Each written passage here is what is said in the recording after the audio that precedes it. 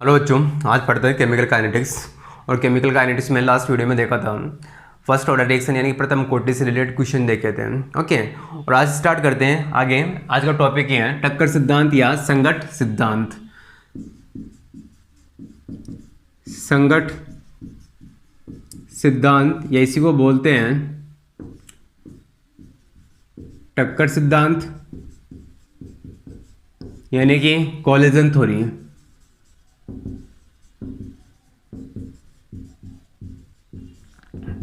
ठीक है, तो आज का टॉपिक अपने पास में कोलिजन थ्योरी। देखो कोलिजन थ्योरी क्या होता है कि कोलिजन थ्योरी बोलती है कि आपके पास में कोई रिएक्शंस होती है यानी कि कोई अभिक्रिया होती है, तो क्या बोलता है क्रियाकारक से क्या होता है उत्पाद बनता है।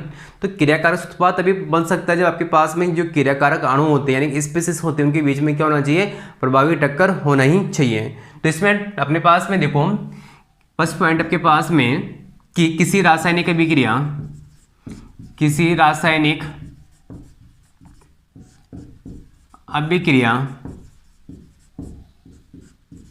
के संपन्न होने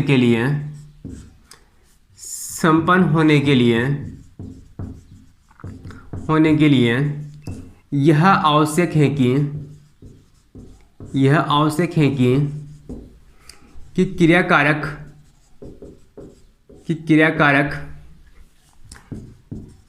स्पीसीज के मध्य प्रभावी टक्कर हो। और यही अपने पास में क्या होता है कि कोलिजन थ्योरी का क्या है, प्रमुख आधार है। तो लिख सकता हूं मैं टक्कर हो, यही टक्कर सिद्धांत का आधार है। यानी टक्कर सिद्धांत क्या बोलता है कि कोई भी क्रिया तभी आपके पास उत्पाद में परिवर्तित हो सकता है जब उनके बीच में क्या होना चाहिए, प्रभावी टक्कर होना चाहिए। अगर प्रभावी टक्कर नहीं होगी तो क्रियाकारक उत्पाद में परिवर्तित नहीं होगा। उसके बाद में नेक्स्ट पॉइंट है कि जो अपने पास में टक्कर सिद्धांत दिया था वो दो साइंटिस्ट थे अपने पास में, एक तो था मैक्स ट्राउट्स और विलियम्स लुईस था। तो सेकंड पॉइंट है कि इस सिद्धांत को मैक्स ट्राउट्स व विलियम लुईस ने बताया था। ओके, तो अपने पास में आधार तो क्या था, आपके पास में क्रियाकारक अणु के बीच में क्या होना चाहिए, प्रभावी टक्कर होना चाहिए। और सेकंड था किसने बताया था इसको, कि मैक्स ट्राउट्स व विलियम्स लुईस ने क्या किया था, इसको बताया था। उसके बाद में नेक्स्ट पॉइंट है कि यह सिद्धांत गैसों के गतिज थ्योरी यानी कि आपके पास में सिद्धांत जिसको बोलते हैं अपन केटीजी यानी कि काइनेटिक थ्योरी ऑफ गैसेस पर क्या था, ये आधारित था। तो ये सिद्धांत गैसों की गति सिद्धांत पर आधारित था। ओके, तो याद रखिए किस पर था ये, केटीजी यानी कि काइनेटिक थ्योरी ऑफ गैसेस यानी गैसों के गति सिद्धांत पर क्या था, ये आधारित था। उसके बाद में नेक्स्ट पॉइंट क्या है कि देखो अपने पास में जो साइंटिस्ट थे कौन कौन से थे, एक तो मैक्स ट्राउट्स था और एक क्या था, विलियम्स लुईस था। एक क्या बोलते हैं कि आपके पास में इन्होंने क्या किया था, जो क्रियाकारक अणु होते हैं उनको क्या माना था, एक ठोस गोलों के रूप में माना था। और बोला था कि आपके पास से गोले क्या करते हैं, आपके पास में टक्कर करते हैं और किसका निर्माण करते हैं, उत्पाद का निर्माण करते हैं। तो नेक्स्ट पॉइंट क्या है अपने पास में कि यह सिद्धांत क्रियाकारक स्पीसीज को ठोस गोलों के रूप में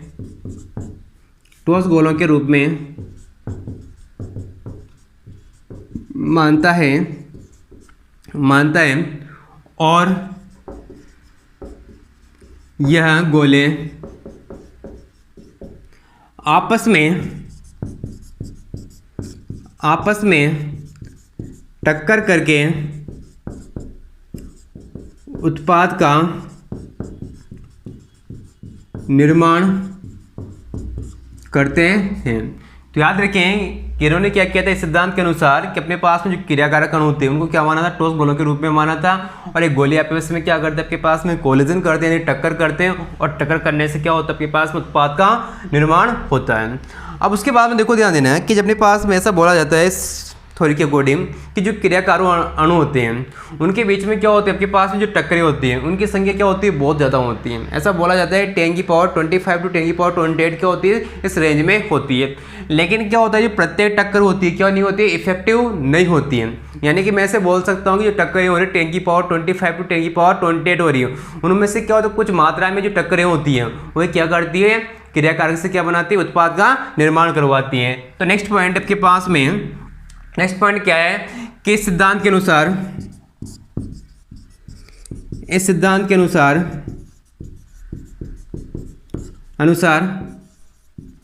क्रियाकारक अणुओं के मध्य 10⁻25 टू 10⁻28 टक्करें प्रति सेकंड होती हैं, परंतु प्रत्येक टक्कर से उत्पाद का निर्माण संभव नहीं होता है। केवल जो इनमें से भी क्या होती है, जो अपने पास में इफेक्टिव कोलिजन होती है, इफेक्टिव टक्करें होती है, और किसका निर्माण करती हैं, उत्पाद का निर्माण करती हैं। तो प्रत्येक टक्कर क्या होती है, उत्पाद का निर्माण नहीं करती हैं, केवल उन्हीं टक्करों से उत्पाद का निर्माण संभव है जो टक्करें प्रभावी होती हैं। तो याद रखिए आपके पास में कि जो अपने पास में रेंज होती है, जो आपके पास में क्या होते हैं, क्रियाकारक, जो अपने पास में किसी कंटेनर में क्या होते हैं, क्रियाकारक होते हैं, किस रेंज में टक्कर करते हैं, 10⁻25 टू 10⁻28 टक्कर क्या करते हैं, प्रति सेकंड करते हैं। लेकिन प्रत्येक टक्कर क्या होती है, आपके पास में संभव नहीं होती है आपके पास में जो उत्पाद में चेंज करवा सके क्रियाकारक को। उनमें से क्या होती है, कुछ टक्करें क्या होती है आपके पास में इफेक्टिव होती हैं, यानी प्रभावी टक्करें होती हैं, वही क्या करवाती है, क्रियाकारक उत्पाद में परिवर्तित करवाती हैं। अदरवाइज अगर आपके पास में इतनी रेंज में क्या होती है, टक्करें होती हैं, तो एक आपके पास में क्या होता है, जल्दी से क्या होता है, क्रियाकारक किस में चेंज हो जाना चाहिए, तो उत्पाद में चेंज हो जाता है। लेकिन ऐसा नहीं होता है, क्योंकि क्या होता है आपके पास में जो टक्करें क्या होती है, इफेक्टिव होती है, वह धीरे धीरे क्या करते हैं, कोलिजन करती हैं, टक्करें करती हैं, और किस में चेंज करवाते हैं, उत्पाद में चेंज करवाती है। इस वजह से क्या होता है, कुछ रासायनिक अभिक्रियाओं को क्या होना, क्रियाकारक उत्पाद में चेंज होने में क्या लगता है, समय लगता है। अदरवाइज इस रेंज में क्या होती है, टक्करें होती हैं, तो आसानी से क्या बन जाता है, क्रियाकारक उत्पाद में परिवर्तित हो जाता है। उसके बाद में नेक्स्ट पॉइंट है, अपने पास पॉइंट था कि अपने पास में कि जो प्रति सेकंड कितनी टक्करें हो रही थी, 10⁻25 टू 10⁻28 कितनी हो रही, 28 टक्करें हो रही प्रति सेकंड में। अगर इसको इकाई आयतन में जो टक्करें क्या होती है आपके पास में प्रति सेकंड हो रही है, उनके लिए एक वर्ड लिया जाता है आपके पास में, कोलिजन फ्रीक्वेंसी जेड, यानी कि टक्कर आवृत्ति। तो उसका डेफिनेशन देखते हैं क्या होता है कि अभिक्रिया मिश्रण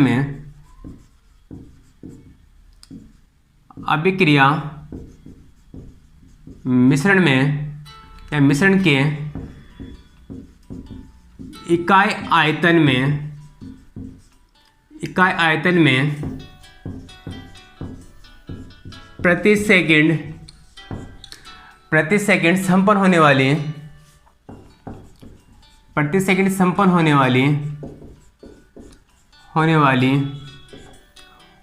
टक्करों की संख्या को टक्कर आवृत्ति कहते हैं। टक्कर आवृत्ति यानी कि जेड, कोलिजन फ्रीक्वेंसी कहते हैं। लेकिन मैं बता चुका हूं जितना आपके पास में क्या होती है, जो टक्करें प्रति सेकंड में होती है, उनमें से क्या होती है, कुछ क्या होती है, प्रभावी होती हैं, और वे क्या करती है, उत्पाद में परिवर्तित करती हैं।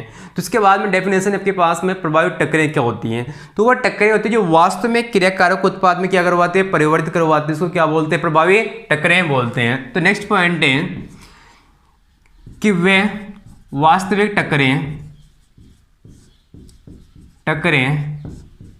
जो कि क्रियाकारक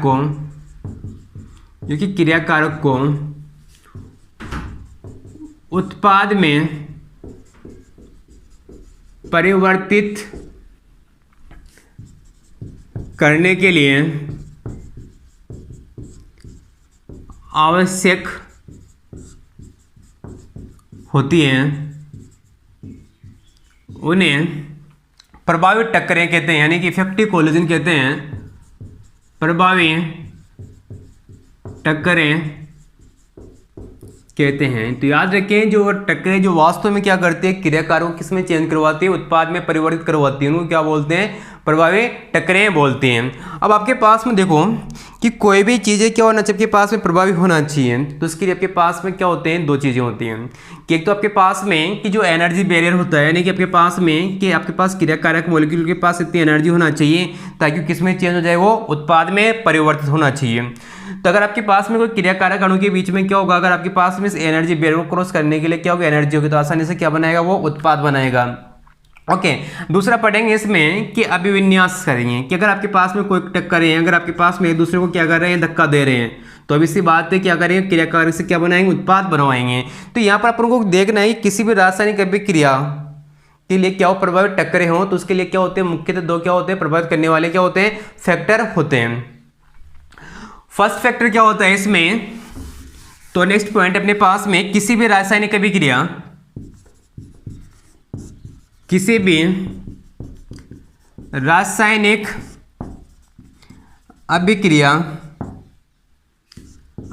में मुख्यतः दो अवरोध होते हैं। अगर ये अवरोध भी होंगे तो जितनी भी आपके पास में टक्करें होती हैं क्या होती है, प्रभावी होती हैं। लेकिन दो अवरोध कौन कौन से आ जाते हैं, जैसे आपके पास में जो 10 की पावर 25 से 10 की पावर 28 टक्कर रहती हैं, वो क्या नहीं होती आपके पास में, इफेक्टिव टक्करें नहीं होती, यानी प्रभावी टक्करें नहीं होती हैं। तो इसमें दो अपने पास मुख्य अवरोध होते हैं। पहला तो अपने पास में होता है ऊर्जा अवरोध होता है। क्या होता है, ऊर्जा अवरोध। ऊर्जा अवरोध आपके पास में किस प्रकार से क्या करेगा, आपके पास में इफेक्टिव कोलिजन होने से रोकेगा। ओके, और सेकंड होता है आपके पास में अभिविन्यास अवरोध। तो इन दोनों को क्या करेंगे, डिटेल में देखेंगे कि ऊर्जा अवरोध क्या होता है, अभिविन्यास अवरोध क्या होता है। फर्स्ट अवरोध की बात करते हैं, ऊर्जा अवरोध। देखो, ऊर्जा अवरोध आपके पास में क्या होता है कि जो भी आपके पास में क्रियाशील स्पीशीज होती है, चाहे वो अणु हो, परमाणु हो, कुछ भी हो, ठीक है, तो उनको आपके पास में क्या होता है, टकराने के लिए आप चाहते हो कि पहले उनके क्या होना चाहिए, पुराने बंध टूटना चाहिए। तो आपके पास में जो क्रियाशील अणु क्या करते हैं, आपके पास में एक मिनिमम एनर्जी क्या करते हैं, आपके पास में धारित करते हैं, जिसको तो क्या बोलते हैं अपन, दहली ऊर्जा बोलते हैं। तो फर्स्ट पॉइंट अपने पास में क्या होता है, ऊर्जा अवरोध कि क्रियाशील स्पीशीज। अब आपके पास में क्रियाशील स्पीशीज कुछ भी हो सकता है, अणु हो सकता है, परमाणु हो सकता है, कुछ भी हो, या ठीक है मॉलिक्यूल आपके पास हो सकता है कि क्रियाशील स्पीशीज के मध्य प्रभावी टक्करें होने के लिए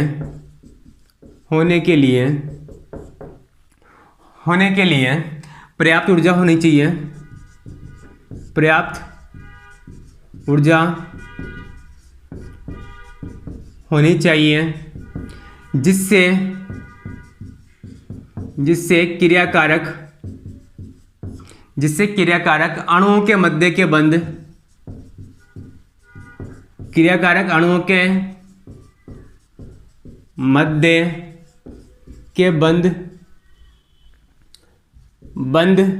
टूट सकें।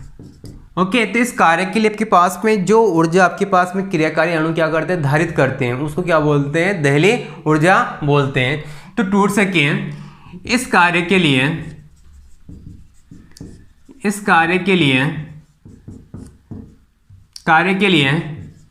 टकराने वाले अणुओं द्वारा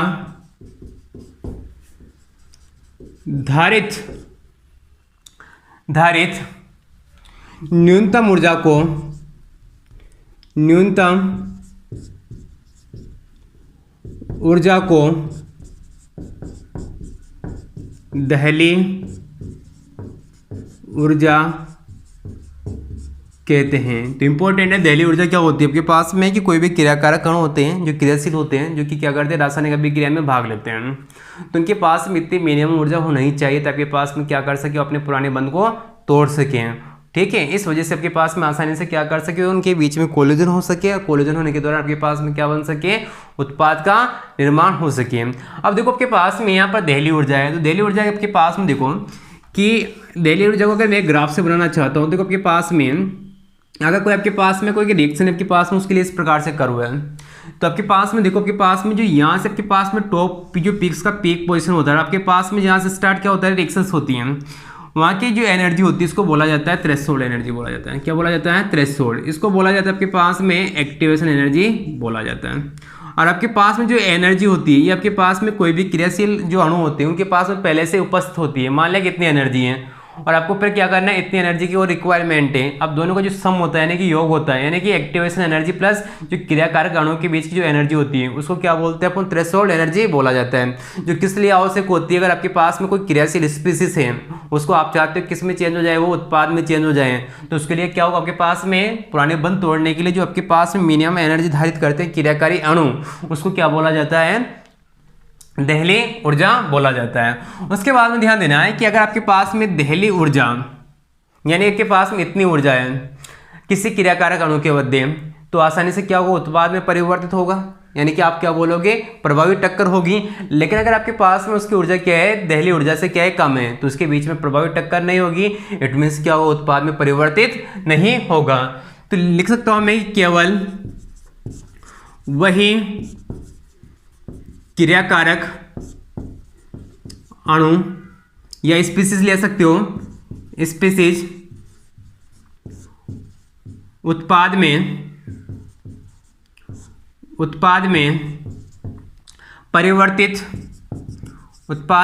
परिवर्तित होते हैं जिनके पास दहली ऊर्जा के बराबर या उससे अधिक ऊर्जा हो। अगर इससे कम ऊर्जा होगी तो कोई भी क्रियाकारक की जो स्पीसीज होते उत्पाद में परिवर्तित नहीं होगा। इट मीन्स क्या होगा, वो उत्पाद का निर्माण नहीं करेगा। ओके, तो याद रखिए। उसके बाद नेक्स्ट पॉइंट क्या हो जाएगा आपके पास में, अगर आपके पास में किसी क्रियाशील स्पीसीज के पास में क्या है, दहली ऊर्जा से कम ऊर्जा है, तो किस में चेंज नहीं होगा, उत्पाद में परिवर्तित नहीं होगा। तो नेक्स्ट पॉइंट है, यदि क्रियाशील स्पीसीज के पास दहली ऊर्जा से कम ऊर्जा हो तो वह उत्पाद में परिवर्तित नहीं होगा, अर्थात क्या नहीं होगी, प्रभावी टक्करें नहीं होती, अर्थात प्रभावी टक्करें संभव। ऊर्जा और उसके बाद में सेकंड है अभिविन्यास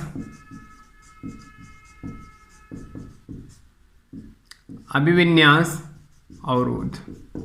देखो अभिविन्यास अवरोध किस प्रकार से प्रभावित करता है, अगर आपके पास में दो क्रियाकारक है उनके बीच में अगर आपके पास में सही दिशा में क्या हो रहा है, अभिविन्यास यानी सही दिशा में क्या हो रहा है, वो टक्कर कर रहे हैं, तो क्या बनेगा, उत्पाद बनेगा। अदरवाइज टक्कर क्या नहीं होगी, प्रभावी नहीं होगी, तो मीन्स क्या होगा, उत्पाद का निर्माण भी नहीं होगा।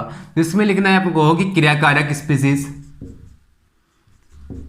क्रियाकारक स्पीसीज। देखो स्पीसीज की फॉर्म में कुछ भी ले सकते हो आप, अणु परमाणु आयन कुछ भी हो सकता है। क्रियाकारक स्पीसीज सही दिशा में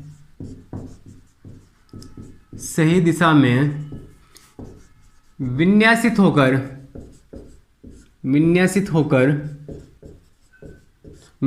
होकर टक्करें करती है, टक्करें करते हैं तो इससे क्या होगा, टकरे करने से क्या होता है, जो पुराने बंध होते हैं वो क्या हो जाते हैं, टूट जाते हैं, और नए बंधों का क्या होता है, निर्माण होता है। टकरे करते हैं तो पुराने बंध टूट जाते हैं और नए बंधों का निर्माण होता है।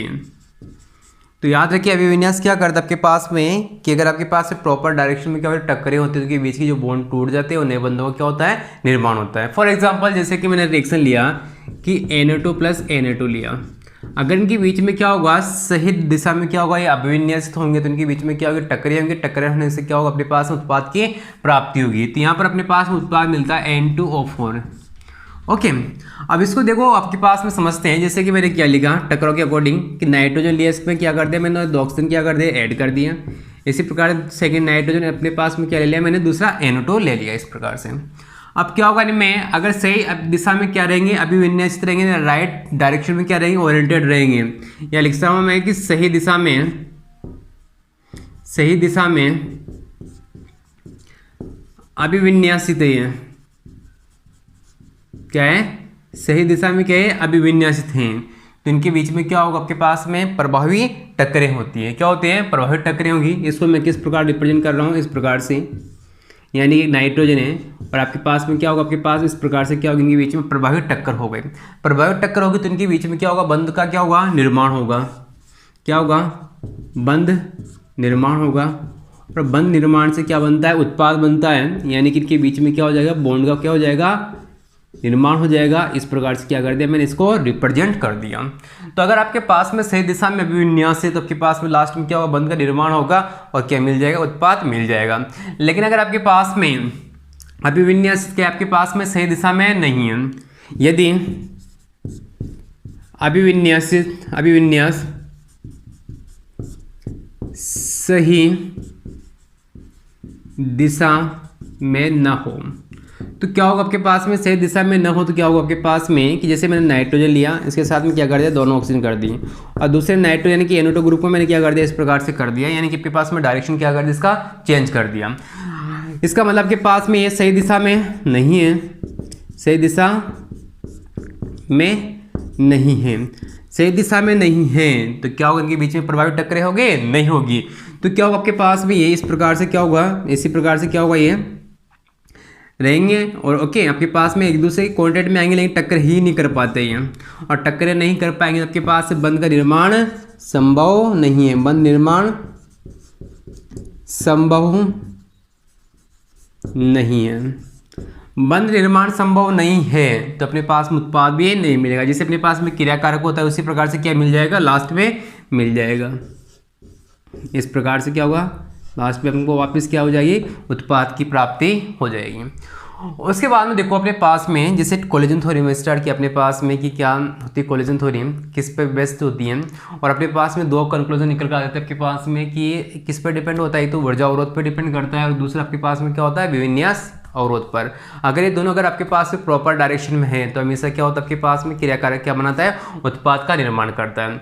लेकिन अगर आपके पास में किसी अणु के पास में क्या है, प्रॉपर दहली तो ऊर्जा तो है, लेकिन इसका अभिविन्यास क्या है, सही दिशा में नहीं है, तो उत्पाद का निर्माण संभव नहीं होता। आपके पास में प्रभावी टक्करें तभी संभव होती है जब आपके पास में क्या होना चाहिए, दोनों चीज़ें एक साथ क्या होना चाहिए, अप्लाई होना चाहिए। एक तो आपके पास में ऊर्जा बैरियर यानी कि पुराने बंधुओं को तोड़ने के लिए क्या होना चाहिए, ऊर्जा आवश्यक यानी दहली ऊर्जा वो होना चाहिए, और साथ के साथ आपके पास में उनके बीच में क्या होना चाहिए, प्रॉपर ओरिएंटेशन या अभिविन्यास सही दिशा में होना चाहिए, तभी क्या बनता है, उत्पाद बनता है। अगर इन दोनों में से क्या होगा, एक चीज़ आपके पास में है और दूसरा नहीं है तो इट मीन्स आपके पास प्रभावी टक्करें नहीं होती, और प्रभावी टक्करें नहीं होगी तो उत्पाद का निर्माण भी संभव नहीं है। तो यहाँ से अपने पास में दो कंक्लूजन निकलते हैं, क्या निकलते हैं, निष्कर्ष निकलते हैं।